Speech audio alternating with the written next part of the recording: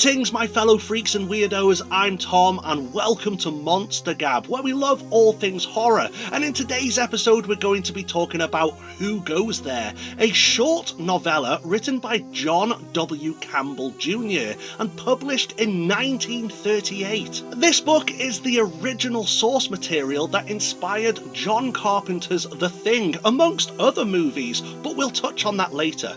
As I said, it's short, in fact very short, well under 300 pages and takes little to no time to read. Yet its contents are pretty powerful, if not creative. Within the freezing depths of the Antarctic, a research team of scientists discover an alien spacecraft crash-landed and buried beneath the ice. How long it's been there, no one knows, but inside the wreckage of the ship is a frozen being that the team take back to their base. Once thawed out from its icy prison, this thing appears to be alive, and the team, unaware of the horror they've just released, soon learn it can mimic and take the form of any living creature it touches and absorbs, even people. Now, in a desperate panic for survival, the scientists can't tell who amongst them is human or the alien predator. They no longer trust one another, and soon treat those who were once their friends like enemies. For a story as short as it is, it's actually very slow moving, and that's not a complaint, just observation. I was surprised how much of a slow burn it was when I read it. There is some action here and there, but it's very little. The majority of this story is dialogue driven, as in the text or how the story is told is mostly the characters conversing with one another, or rather arguing quite heatedly. And it's these quarrels and disagreements that drives the story along. Yes, there's a threat, a dangerous creature even, and its capabilities are terrifying, but the story focuses on the characters and how they deal with it. Even before the alien is thawed out, these scientists are in constant dispute over their discovery. Should it be thawed out? Should it be preserved? What is it capable of? Is it alive? What if it's carrying harmful microorganisms or germs? Can we learn from it or perform an autopsy? Why is it here? What does it want? Who cares? Let's send it back. You get the picture. The tension is rife. And once this being is free and the characters learn it's possibly imitating one of them, that tension is combined with hysteria, and the arguments continue. Who's who anymore? Who's the alien? How do we kill it? How do we know you're not the alien? Pure paranoia. And all the while this creature is likely devouring everybody and their dogs one by one. Oh yeah, there's dogs in this book, and yeah, some of them are victims, I'm afraid.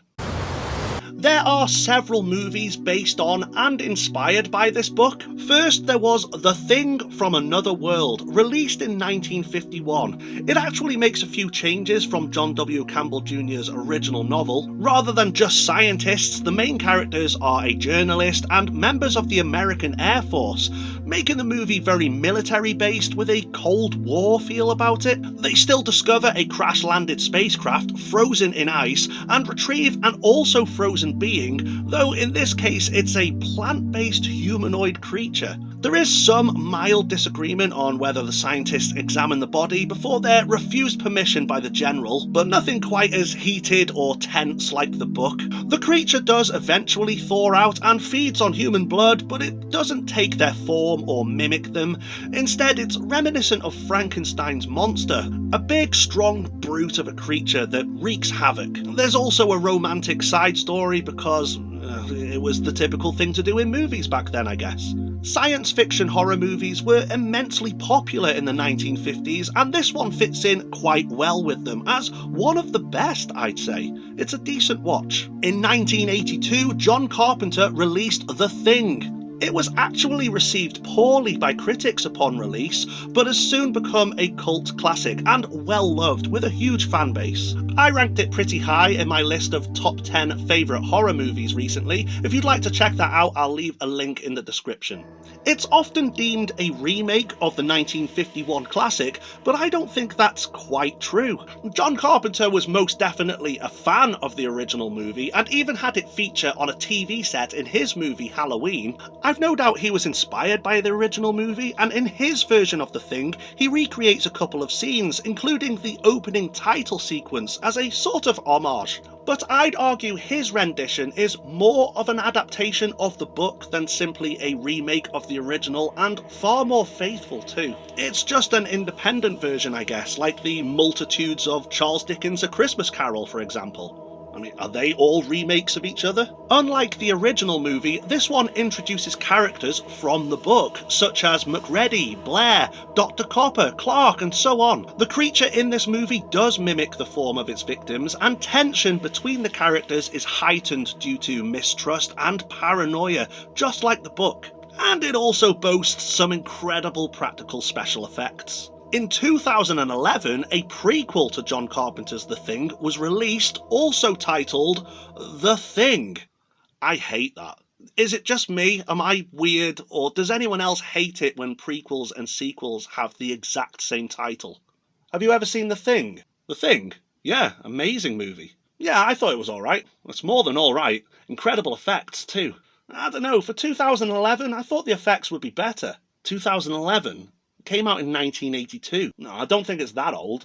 John Carpenter's The Thing. John Carpenter didn't direct it. What the f*** are you on about?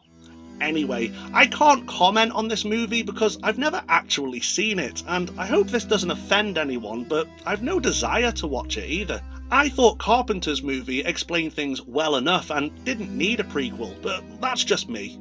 I've no idea if it takes anything from the book, but if you've seen the movie and read the book, please let me know in the comments. As I mentioned earlier, I made a top 10 favourite horror movie video recently, and in that video there was another movie in my list called Horror Express, to which I received a comment from FireMoon42 who said, 2 adaptations of the same story, Horror Express and The Thing.